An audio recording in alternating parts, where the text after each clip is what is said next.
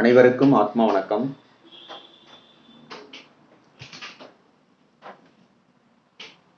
நட்டக்கல்லை தெய்வமென்று நாலு புட்பம் சார்த்தியே சுற்றி வந்து மொனமொனவென்று சொல்லு மந்திரம் ஏதடா, நட்டக்கல்லும் பேசுமோ நாதன் உள்ளிருக்கையில் சுட்ட சட்டி சட்டுவம் கரிச்சுவையும் அறியுமோ என்கிற சித்தர் பாடலோடு இன்றைய பதிவிற்குள் செல்வோம். இன்றைய பதிவினுடைய தலைப்பு ஜெகஜோதி ஞானபிதா சித்த வித்தை என்கிற சாகா கல்வியை கொடுத்த சுவாமி சிவானந்த பரமஹம்சர் அவர்களால எழுதப்பட்ட 5வது வேதம் என்று போற்றப்படுகிற சித்த வேதத்தில் 9வது அத்தியாயத்தில் உண்மையான சரஸ்வதி என்றால் யார் என்பதைத்தான் இன்றைய பதிவாக பார்க்க இருக்கிறோம். உலகவாசிகள் சரஸ்வதியை பத்தி என்ன நினைச்சிருக்கிறாங்க அப்படிங்கிறத இப்ப பார்த்துருவோம். சரஸ்வதி அவங்க கல்விக்கு கடவுளாக வணங்கப்படுகிறாங்க. அவர்களுடைய கணவர் பெயர் பிரம்மா, படைப்பு தொழிலை செய்யக்கூடிய பிரம்மா. அவர்களுக்கு ஒரு மகன் உண்டு, நாரத மகாமுனிவர், அதுதான் அவருடைய மகன். இவங்க சத்தியலோகத்துல இருப்பாங்க, வெண்தாமரை மலரிலே ஓலைச்சுவடி வச்சு வீட்டு இருப்பாங்க. இதுதான் பொதுவாக சரஸ்வதியை பற்றி உலக மக்கள் அறிந்திருக்கக்கூடிய ஒரு விஷயம். உண்மையான சரஸ்வதினா யாரு அப்படின்னா, நம்முடைய நாக்கு, இந்த நாக்கு தான் சரஸ்வதி. நம்முடைய நாக்கிலிருந்து வருகிற சத்தம், இதுதான் சரஸ்வதி. சுருக்கமா சொன்னோம்னா இதுதான் சரஸ்வதி. இதுக்கு மேல பெரிய விளக்கங்கள் நமக்கு தேவையில்லை. இப்போ இந்த நாக்கு, இந்த சத்தம், பெரும்பாலும் நம்ம இந்த நாக்கில் இருந்து தான், இந்த சத்தத்தில் இருந்து தான் நமக்கு பேச்சு வருகிறது. கல்வியை நாம் கற்றுக்கொள்வதும் இந்த நாக்கிலிருந்து தான். கலைகள் பிறப்பதும் இந்த நாக்கிலிருந்து தான். அதனால தான் இந்த நாக்கிலிருந்து இந்த கலைகள் எல்லாம் பிறப்பதனால தான் அதை கலைமகள் அப்படின்னு சொல்றோம். நாவிலிருந்து இந்த சப்தம் பிறப்பதனால நாமகள் அப்படிங்கிறோம். வடமொழியில சொல்லணும்னா பாஷை பிறப்பதனால சரஸ்வதிக்கு பாஷா அப்படின்னு ஒரு பேர் இருக்கு. கலைவாணி, பேச்சியம்மன் போல, வசனம், இப்படி நிறைய வசை, இப்படி எல்லாம் சரஸ்வதிக்கு பல பெயர்கள் இருக்கு. அப்ப சரஸ்வதினா நம்முடைய நாக்கு அல்லது நாவிலிருந்து வருகிற சத்தம், இதுதான் சரஸ்வதி அப்படிங்கிறது. இப்ப சீடன் குரு கிட்ட ஒரு கேள்வி கேட்கிறான். இந்த பிரம்மனுக்கு சரஸ்வதிய தாயா சொல்லியிருக்காங்க, சில இடத்துல மகளாவும் சொல்லியிருக்காங்க, தங்கையாவும் சொல்லியிருக்காங்க, மனைவியாவும் சொல்லியிருக்கிறாங்க. இது எப்படி? இதுக்கு விளக்கம் கொடுங்க அப்படின்னு குரு கிட்ட கேட்கிறான். அதுக்கு குருநாதர் விளக்கம் சொல்றாங்க. அந்த விளக்கம் என்ன அப்படின்னு பாக்குறதுக்கு முன்னாடி முதல்ல பிரம்மன் அப்படிங்கிறத விஷயத்த பார்த்துருவோம். ஏன்னா பழைய பதிவுல, முந்தைய பதிவுல சுவாமி சிவானந்த பரமஹம்சர் கூறிய உண்மையான பிரம்மன் அப்படிங்கிற தலைப்புல கொடுத்துருந்தோம். இதுலயும் பிரம்மன் தொடர்புடையதுனால பிரம்மன்னா என்னங்கிறத மட்டும் நான் சொல்லிடுறேன். ஏன்னா புதிதாக இந்த பதிவை பார்க்கிறவங்களுக்கு அது புரியாது அப்படிங்கிறதுனால பிரம்மன் அப்படிங்கிற விளக்கத்தை கொடுத்துட்டு சுவாமி சொன்ன விளக்கத்தை பார்ப்போம். இப்ப பிரம்மன்னா அப்படின்னா என்னன்னா, அது ஒரு எண்ணம் தான், மனம். அது ஒரு எண்ணம். என்ன எண்ணம்னா, இந்த ஜடம் அல்லது இந்த தேகம், இந்த தேகத்தை அல்லது இந்த ஜடத்தை நான் அப்படின்னு நினைக்கிறதுக்கு அகங்காரம் பேரு. அந்த அகங்காரத்துக்கு தான் பிரம்மன் பேரு. இந்த நான் அப்படிங்கிறதும் அகங்காரம் என்கிறதும் பிரம்மன் என்கிறதும் ஒண்ணுதான். அப்ப நாம இந்த ஜடம் இல்லை. தவறுதலாக இந்த ஜடத்தை நான் தான் இந்த ஜடம்னு அபிமானித்து இருக்கக்கூடிய அந்த எண்ணத்திற்கு, நினைப்புக்கு தான் பிரம்மன்னு பேரு. சொல்ல போனா, நாம இந்த உடல் தான் நாம என்று நினைத்து கொண்டு இந்த உடல் மூலமாகத்தான் நம்ம எல்லா விஷயங்களும் நம்ம செய்யறோம். அப்ப இந்த உடல் மூலமாக பார்க்கறது, கேட்கறது, சுவைக்கிறது, பேசுறது, என்ன செய்கிறோமோ எல்லாமே அகங்காரம் தான். அப்ப அது இந்த இந்த அகங்காரத்துக்கு பிரம்மன் அப்படின்னு பேரு. இதை நினைவுல வச்சுக்கோங்க. இப்போ இந்த கேட்ட கேள்வி என்ன அப்படின்னா, பிரம்மனுக்கு வந்து சரஸ்வதியை தாயாகவும் மகளாகவும் தங்கையாகவும் மனைவியாகவும் சொல்றாங்களே அப்படின்னு சீடன் கேட்கிறான். அதுக்கு குரு சொல்றாங்க, அவங்க ஒரே ஒரு பெண். ஒரே ஒரு பெண் எப்படி தாயா இருக்க முடியும், தங்கையாக இருக்க முடியும், மனைவியாக இருக்க முடியும், மகளாக இருக்க முடியும்?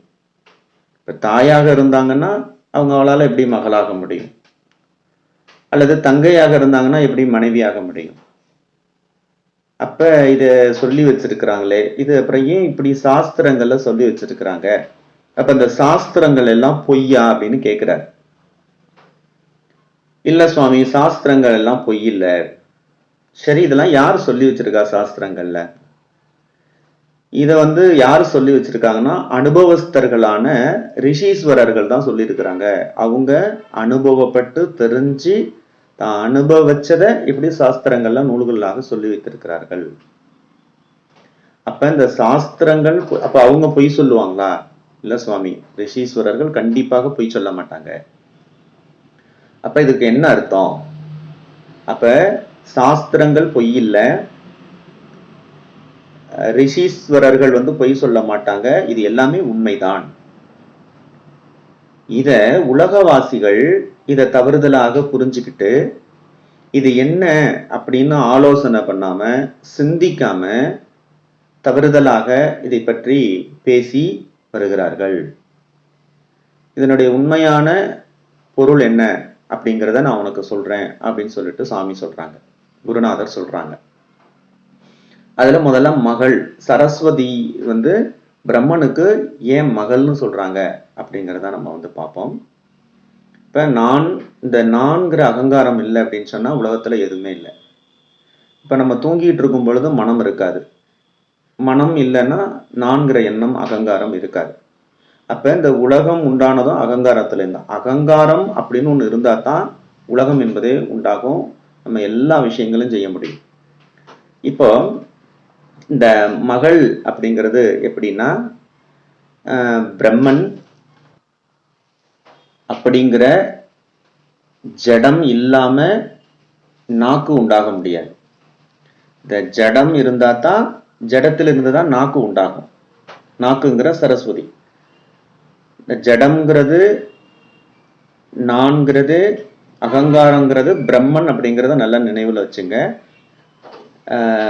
நாக்கு சத்தங்கிறத சரஸ்வதினு ஞாபகம் வச்சுங்க. அப்பதான் இடையில இடையில நமக்கு சொல்ற கருத்துக்கள் வந்து புரியும். இப்ப இந்த ஜடம்ங்கிற இந்த பிரம்மனிலிருந்து தான் நாக்கு உண்டாக முடியும். அப்ப முதல்ல உண்டானது எதுன்னா ஜடம் அப்படிங்கிற அகங்காரம். இரண்டாவது அதிலிருந்து நாக்கு உண்டானது. அப்ப முதல்ல உண்டானது பிரம்மன், இரண்டாவது அதிலிருந்து உண்டானது சரஸ்வதி. இப்ப சரஸ்வதி உண்டாக காரணமாக இருந்தது. சரஸ்வதிங்கிற அந்த சத்தம் அல்லது நாக்கு உண்டாகுவதற்கு காரணமாக இருந்தது எதுன்னா இந்த ஜடமா இருக்கிற பிரம்மன்.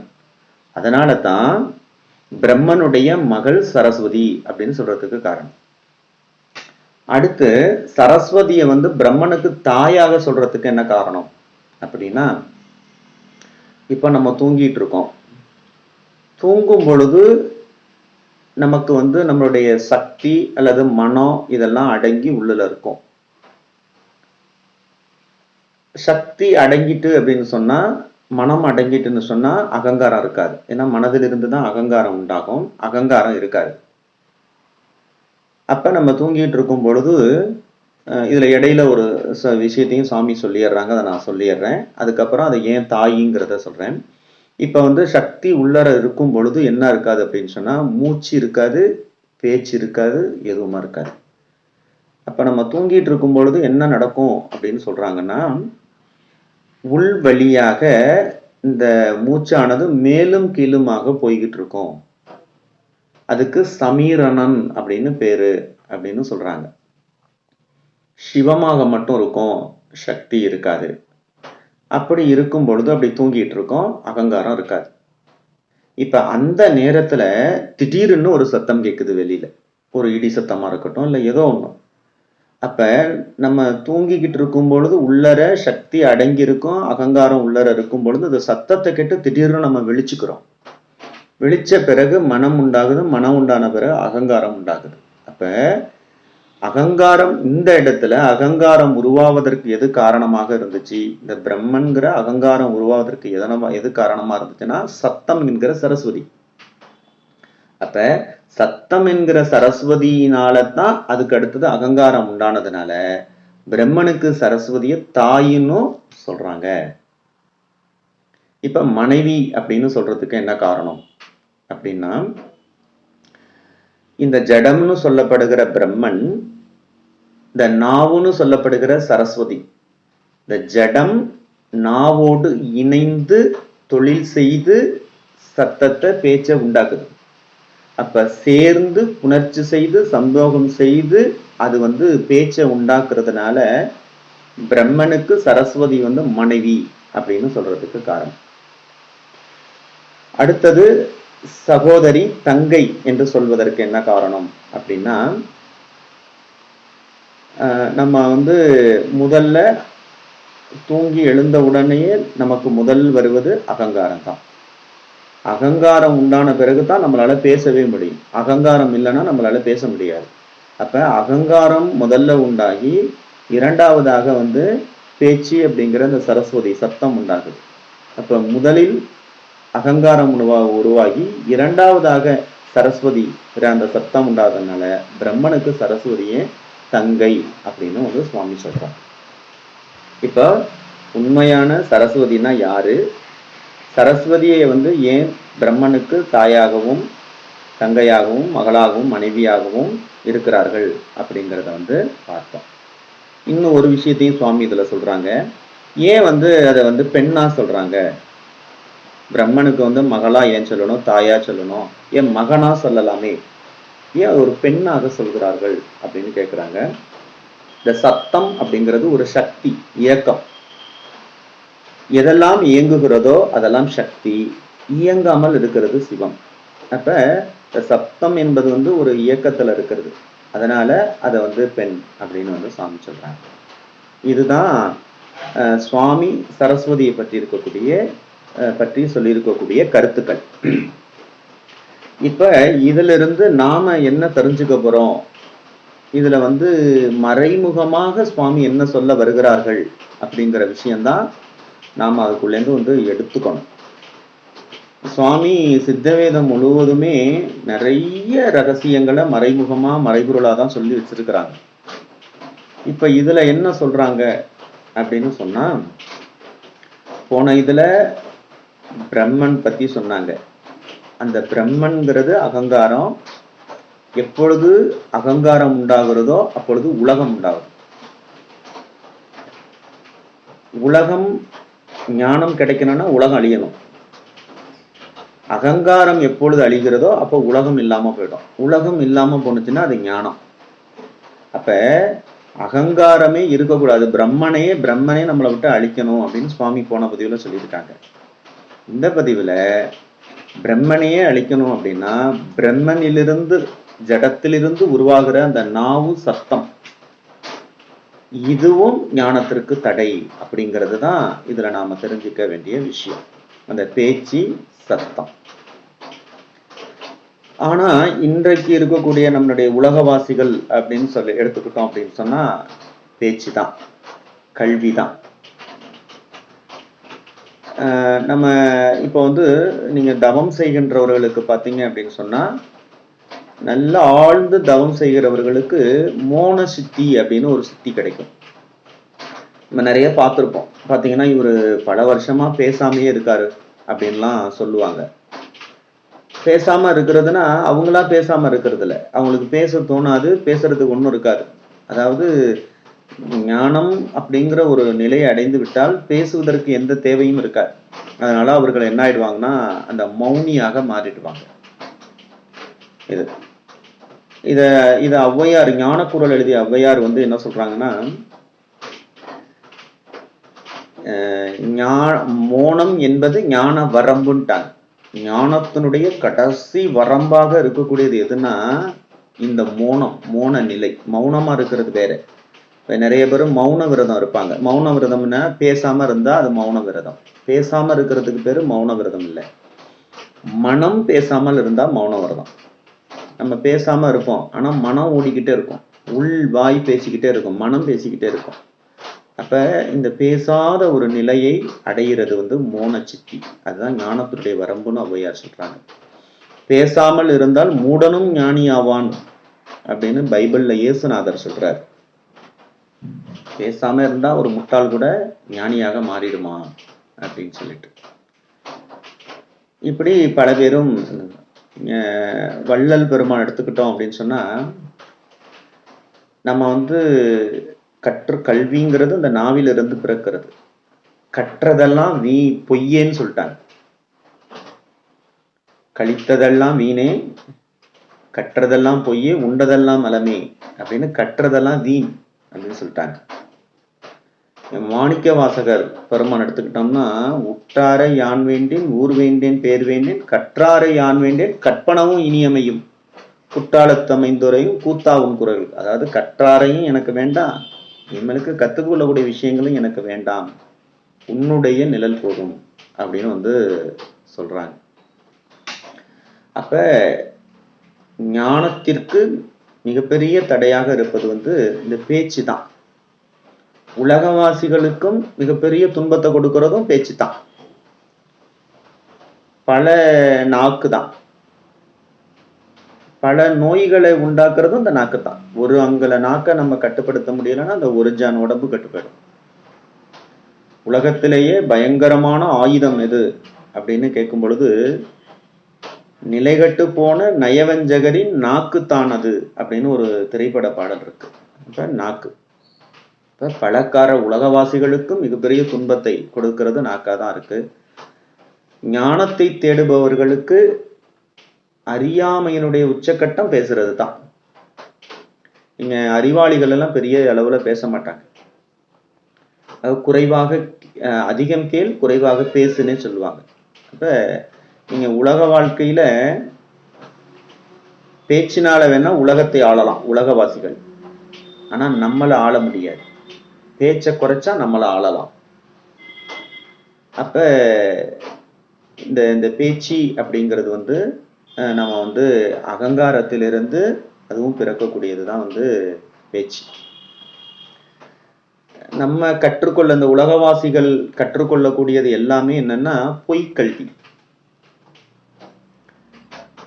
எதை பற்றி? ஒரு பொருள்களை பற்றி தான் படிக்கிறாங்க. எல்லாம் வெளியில் இருக்கக்கூடிய பொருள்கள், எல்லாம் அழியக்கூடிய பொருள்கள்.